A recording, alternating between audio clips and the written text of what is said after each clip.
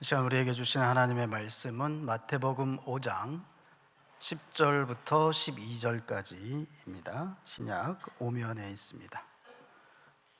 마태복음 5장 10절부터 12절까지 한 목소리로 같이 합독하겠습니다. 의를 위하여 박해를 받은 자는 복이 있나니 천국이 그들의 것임이라. 나로 말미암아 너희를 욕하고 박해하고 거짓으로 너희를 거슬러 모든 악한 말을 할 때에는 너희에게 복이 있나니 기뻐하고 즐거워하라. 하늘에서 너희의 상이 큼이라. 너희 전에 있던 선지자들도 이같이 박해하였느니라. 아멘. 요즘에는 집집마다 자가용이 한 대씩 그 이상 이렇게 다들 있죠. 지금이야 이렇게 자가용이 흔하지만 제가 어릴 적만 해도 집에 차가 있으면 부자로 이렇게 와 너네 되게 부자다 이렇게 인식을 했습니다. 특히 개인 택시를 하는 집을 보면 그렇게 부러워 보였습니다. 차가 너무 제가 어릴 적에 차를 너무 좋아해서 저희 집에도 차가 한 대 있었으면 하는 그런 바람이 항상 있었거든요.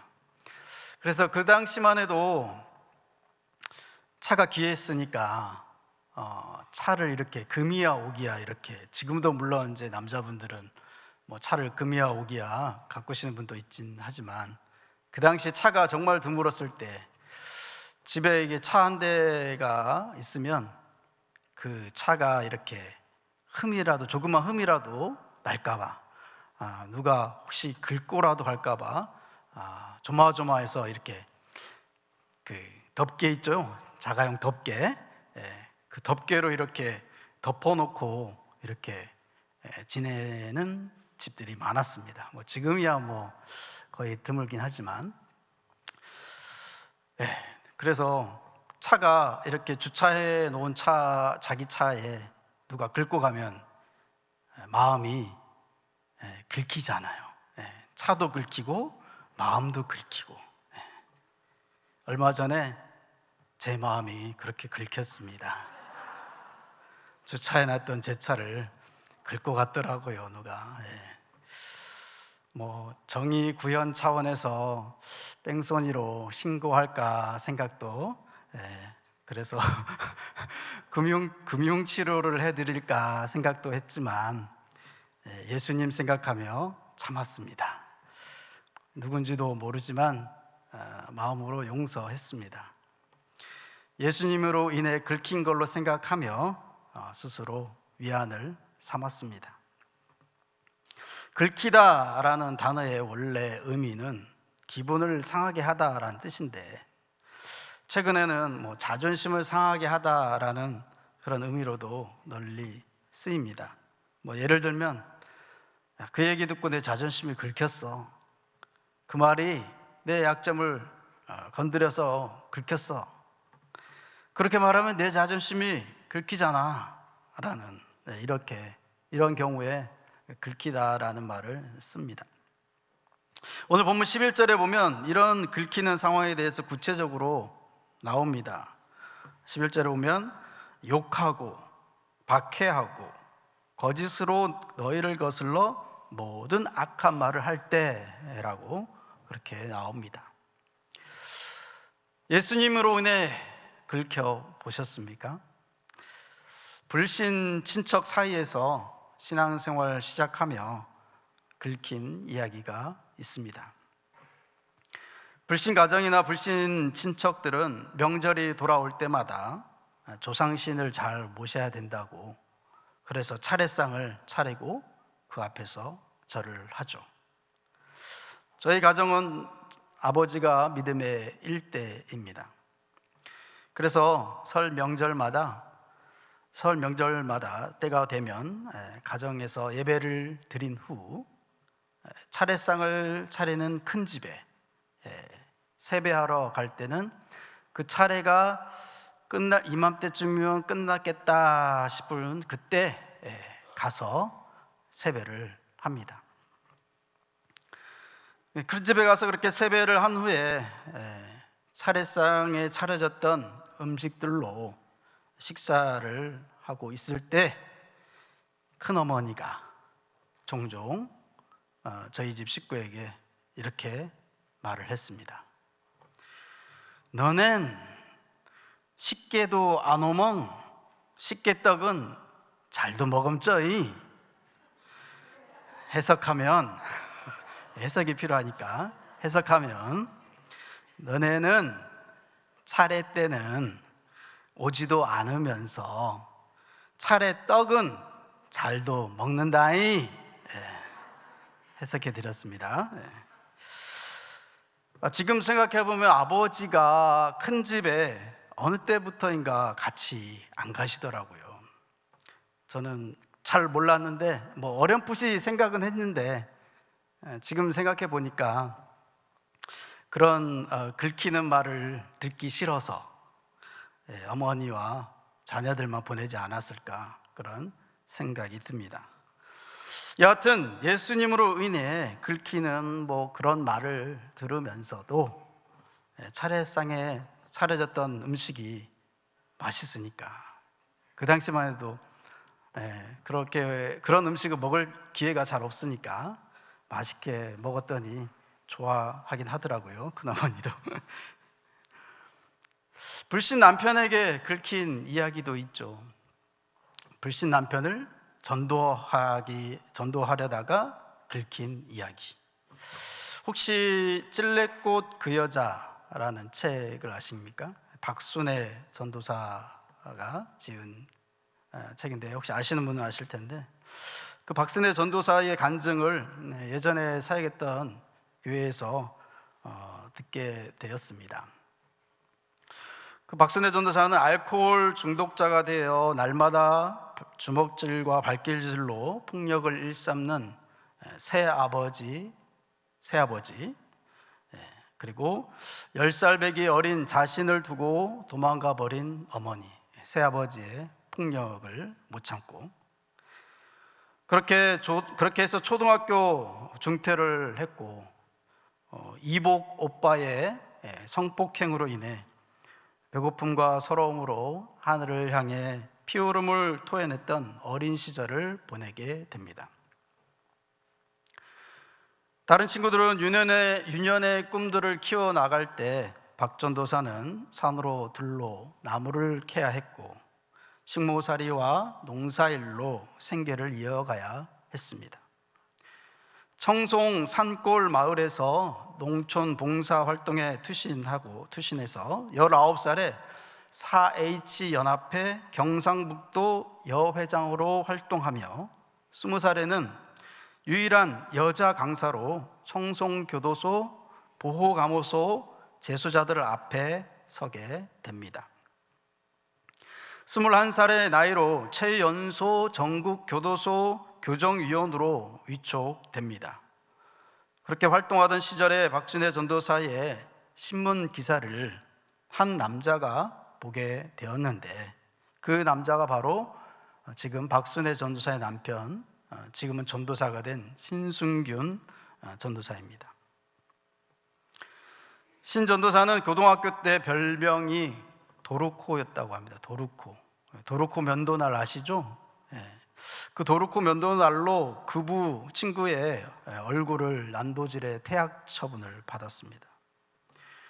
그래서 또래 친구는 물론 교사까지 이 신순균 전도사를 피했습니다. 무서우니까요. 술을 밥처럼 마셨습니다. 조직폭력 세계에서 범법 행위와 도망자로 살다가 군대에 입대합니다. 군대 첫 휴가 때 배신한 여자친구 집에서 인질극을 벌입니다. 살려달라고 애원하는 그 가족들의 눈빛을 외면할 수 없어서 결국 인질들을 풀어줬고 탈영병으로 감옥에서 혹독한 구타와 가혹행위 기합을 받았습니다. 그래서 이 순승균 전도사를 뒷바라지하던 아버지는 그런 아들의 모습에 충격을 받고 쓰러져 세상을 떠났고, 이를 목격한 그는 극단적인 선택을 합니다. 그렇게 1989년 죽지 못해 삶을 살고 있던 그에게 특별한 일이 일어난 것이죠. 바로 청송교도소 교정위원인 박순애 전도사의 신문 기사를 보게 된 것입니다. 그래서 이렇게 생각했다고 합니다. 어차피 죽을 거 이 여자 한번 만나보거나 죽자. 만취 상태에서 박순애 전도사를 찾아갑니다. 선생님, 저를 좀 붙잡아 주세요. 교도소 수용자만 불쌍한 게 아닙니다. 2년 동안의 간절한 구애 끝에 결혼까지 하게 됩니다. 하지만 그때뿐이었습니다. 아내인 박 전도사를 수시로 폭행하여 죽음의 위기까지 가고, 박 전도사가 학원 사업으로 번 돈을 도박 자금이 떨어지면 폭행하고, 떨어지면 와서 폭행하고 갈취했습니다. 그렇게 10여 년을 집을 나가서 흥청망청 살았습니다. 그렇게 불신 남편에게 처참하게 긁히는 상황에서도 박순애 전도사는 남편의 구원을 위해 끊임없이 기도합니다. 그러던 어느 날 남편인 신승균 전도사가 꿈을 꿨는데 아내의 눈에서 피눈물이 흐르고 있었다고 합니다. 꿈에 그런 꿈을 꿨으니까 얼마나 놀랐겠어요? 그래서 그 자리에 벌떡 일어나서 아내가 있는 집으로 찾아갑니다. 집에 와보니 아내가 새벽 기도를 드리고 있더랍니다. 순간 자신도 모르게 털썩 주저앉고 맙니다. 저렇게 눈물로 밤을 새우며 울부짖는 것은 누구 때문인가? 저 여자가 나 같은 놈을 만나지 않았다면 이렇게 눈물로 밤샐 일이 없지 않은가?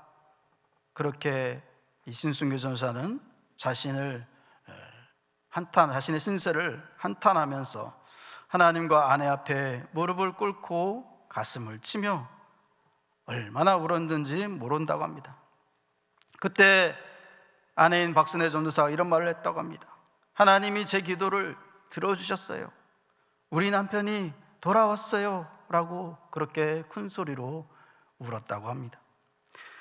불신 남편에게 그냥 전도하는 것도 참 힘든 일인데, 그 남편이 심한 폭행까지 일삼는 사람이라면 정말 참기 힘든 일인데, 박순애 전도사는 그 처참한 긁힘의 모든 상황들을 믿음 하나로 이겨냈습니다. 가족과 친척 외에도 불신자들에게 노방 전도하며 긁힌 이야기도 있죠. 예전에 사역했던 교회에서 노방 전도할 때였습니다. 저희 교회도 이제 노방 전도를 시작했는데요. 대부분 이렇게 행인들은 전도 물품을 이렇게 드리면 대부분은 잘 받습니다. 간혹 그런 것을 받기 싫어하는 분은 이렇게 편해서 가고요. 그렇게도 하기 싫은 분들은 이렇게 삥 돌아서 가든가 아니면 오던 길 이렇게 비켜서 가든가 그런 식으로 피합니다. 그런데 그날은 제가 이렇게 어떤 분에게 전도 물품을 이렇게 내밀었는데, 이렇게 보통 이게 거부하거나 안 받겠다고 하고 그냥 가는데, 그분은 갑자기 저에게 삿대질을 하면서 큰 소리로 막 전도하는 행위에 대해서 혼을 내듯이 훈계조로 이렇게 큰 소리 말을 혼내듯이 얘기하더라고요. 저희 반응이 어땠을까요? 상상에 맡기겠습니다. 흥분하시는 행인분을 좋게 보내드리고 쾌제를 불렀습니다. 아싸! 큰 상 하나 추가요. 오늘 본문에 나오는 예수님으로 인해 긁히면 하늘에서 상이 크다고 한 이 말씀이 생각났기 때문에 그렇게 좋게, 기분 좋게 보내드리고 하나님, 큰 상 하나 추가요. 이렇게 얘기했었습니다. 오늘 본문은 예수님이 말씀하신 8복 중에 마지막 8번째의 복과 관련된 말씀입니다. 10절에 의를 위하여에서 의는 5장 1절부터 9절까지에서 언급한 7가지의 복의 선언에 나오는 그 사람들의 삶의 태도를 말하는 것입니다. 심령이 가난한 자, 애통하는 자, 온유한 자, 의에 줄이고 목마른 자, 긍휼히 여기는 자, 마음이 청결한 자, 화평하게 하는 자의 그 삶을 의미합니다. 이렇게 사는 자는 의를 위하여 사는 자라는 것입니다. 그러한 자에게는 자연스럽게 핍박이 따라오게 된다는 것입니다. 하나님 나라에 대한 전적인 신뢰와 헌신이 핍박의 원인이 된다는 것입니다. 사단이 그런 꼴을 가만 놔두지 않는다는 것이죠. 당시 초대교회는 유대인들과 이방인들로부터 이중적으로 박해를 받고 있었습니다.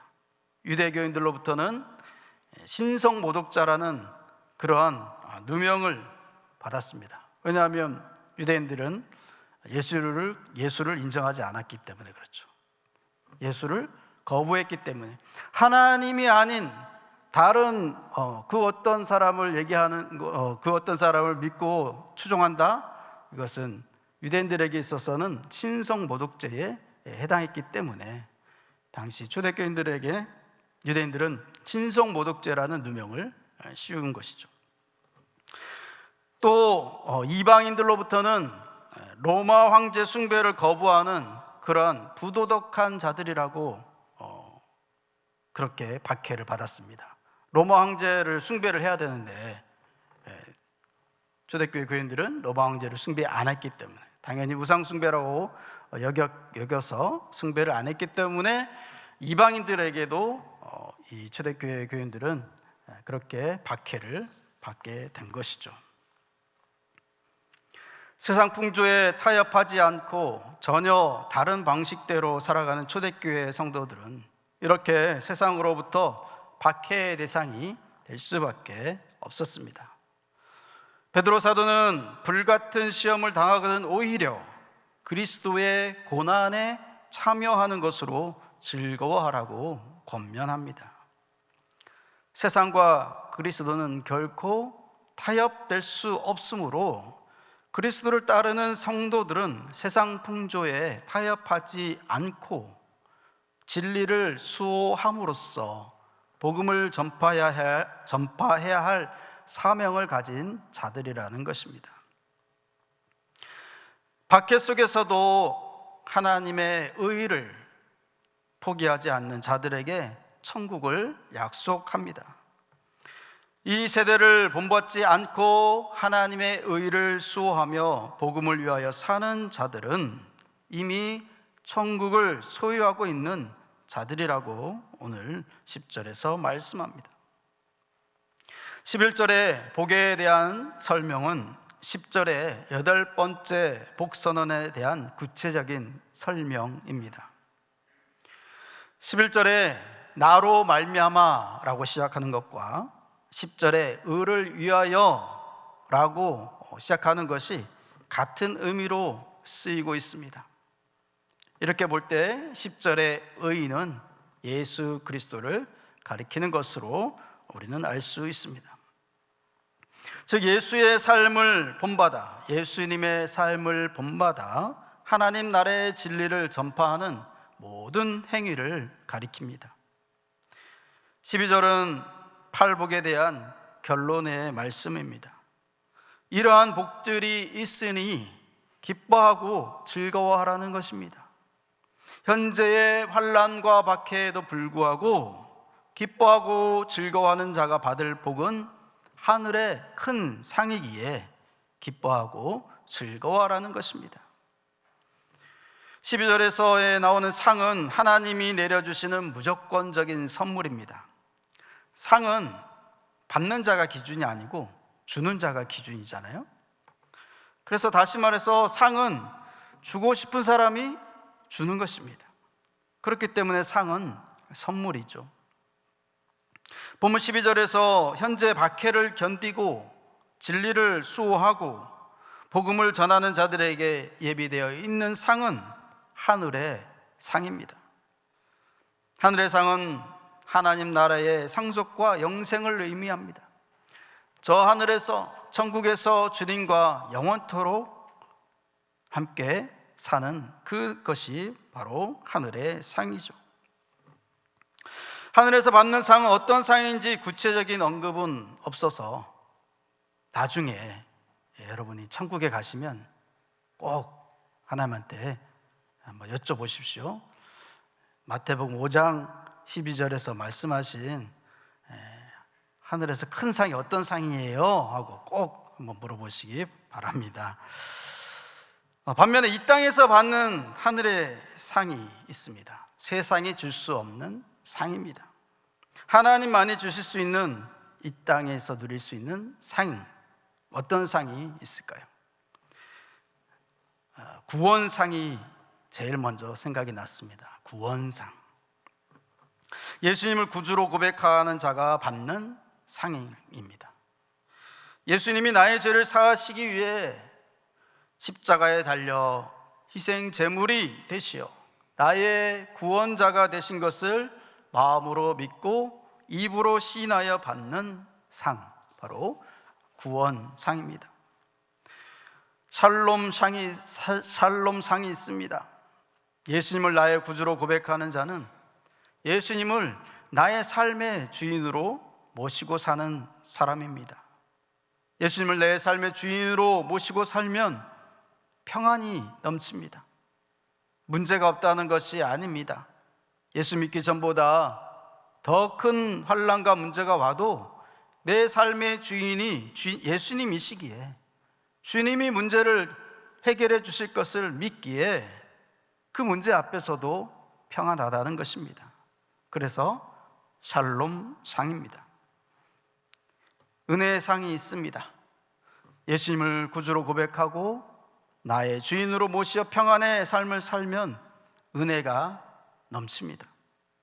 은혜가 넘치면 사도 바울의 자족하는 삶, 즉 비천에 처할 줄도 풍부에 처할 줄도 아는 일체의 비결을 배우게 됩니다.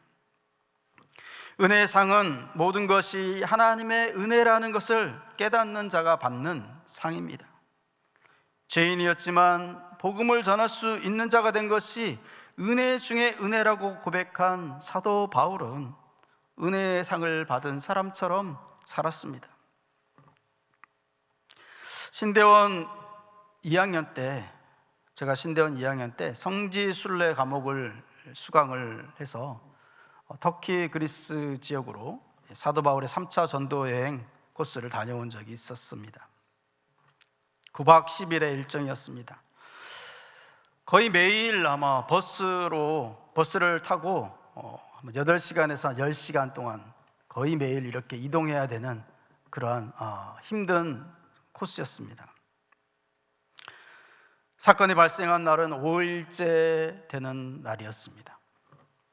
그날도 어김없이 버스를 타고 장거리를 이동하고 있었습니다.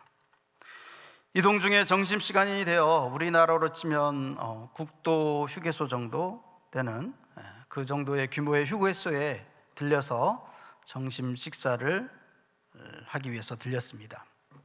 메뉴는 양고기, 터키가 이제 양고기가 유명하다고 해서 양고기와 밥이 나오는 메뉴였습니다.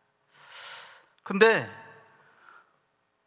그 양고기가 나왔는데 비주얼은 둘째치고 그 양고기 특유의 그 냄새가 많이 나더라고요. 그래서 조금밖에 먹지 못했습니다. 차만 계속 타고 다니니까 소화가 잘 안 돼서 그런 것도 있었지만 이 냄새가 너무 심해서 잘 못 먹겠더라고요. 그래서 그렇게 해서 버스를 다시 타고 한 6시간 정도 다시 버스를 타고 이동을 하는데, 한 1시간쯤 식사 후에 차를 타고 1시간쯤 지났을까요? 갑자기 이제 배가 아프기 시작하면서 머리까지 아프더라고요. 그래서 그 약간 체한 것 같기도 하고, 그래서 이게 엄지손가락하고 검지손가락 사이를 이렇게 누르면 좀 체할 때 좀 도움이 된다는 것을 좀 들은 풍월이 있어서 열심히 눌렀어요. 열심히 눌렀는데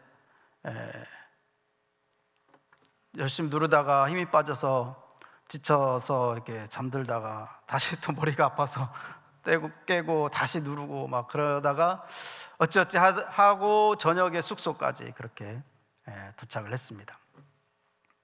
숙소 도착하자마자 신호가 오더라고요. 급하게 화장실로 직행했습니다. 그렇게 그날 밤은 화장실과 저와 사투를 벌였습니다. 화장실이 자꾸 저를 부르더라고요. 그래서 잠도 못 자고 밤새 화장실을 들락날락 했습니다. 아침이 되었는데 밤새 아무것도 못 먹었으니까 물이라도 한 모금 좀 마시고 싶어서 물을 진짜 약간 한 모금 조금 마셨거든요.